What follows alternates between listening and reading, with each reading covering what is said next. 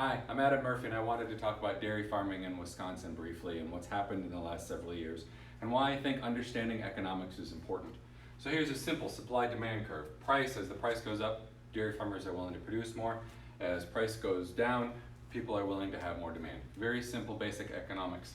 In 2012, Scott Walker and the Republicans put into plan in Wisconsin the 30 by 20, which the goal was to increase milk production to 30 billion pounds by 2020 to meet future demand. Terrific plan, happy to help the dairy farmers. I think that's a great idea, increase productivity, okay? They actually hit it, I think, by 2018. So what that was going to do is create a supply shift like this. Okay, so this is the 30 by 20. But what that's going to do is shift price down, but quantity up. And that's okay as long as everything balances out.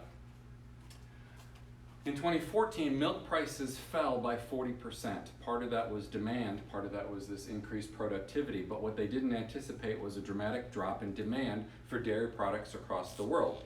People were more interested in soy milk and almond milk and that sort of thing, less in dairy and cheese. So that shifted the demand here. Right? So now, unfortunately, we're at a much lower price over the same quantity that we used to be. Farms start to fail. And that's exactly what started to happen years ago. The number of dairy farms in Wisconsin has been slowly declining. Now, Donald Trump came into play, and in 2018, I believe, he put tariffs in Mexico and Canada on steel and aluminum. So that did two things. First of all, it increased steel prices, I believe, by about 25% because American steel producers increased their prices because foreign steel was more expensive, so they could. So that cost farmers more money. Their equipment was more expensive, the tractors were more expensive, so it decreased their profitability when prices were already down, okay? The second thing that it did is that Canada and Mexico retaliated by putting tariffs on dairy products, milk and cheese, which increased the prices in Canada and Mexico. It didn't affect the US dairy farmers. It didn't benefit them one way or the other. In fact, it hurt them because it drove down demand once again.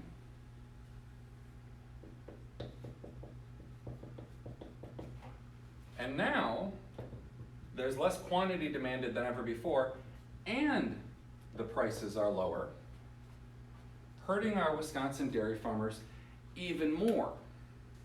What needed to happen, and again, I'm for this plan of trying to increase productivity if there's demand, but what the government did is tried to get back at California, tried to get Wisconsin back to being the #1 dairy state. Well, California produces several times the amount of dairy that we can, and much, much cheaper.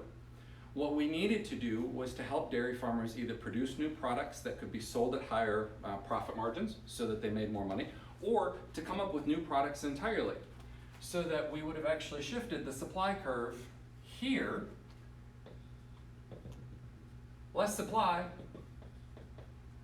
but more expense. And they could have been more profitable. Now, here's the last thing that's happened. Now we've had COVID hit. And that's dropped the demand even further. So now we're all the way down here. The problem is, we are still at 2014 supply levels. Right? We can't just shut off the cows.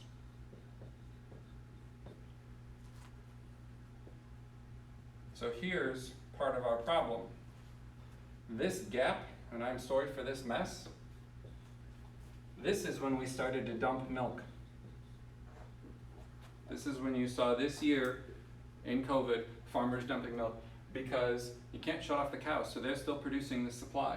But this is the extent of the demand and this is the extent of the price. So it was actually cheaper for farmers to dump milk than it was to take it to market and have it stored, because they would have lost more money than they were already losing.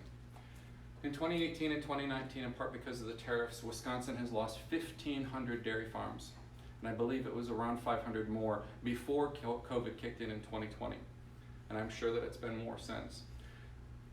There was a good idea, there was a good goal, but they didn't understand basic economics. And this is the problem that I've had for the last several years with the GOP talking about fiscal responsibility is they don't get this.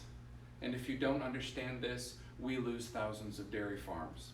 And that's a tragedy. That's bad for the economy, that's bad for the farmers, that's bad for us as consumers. They've been doing bad math, and this is the problem. So thank you very much for listening. I appreciate it.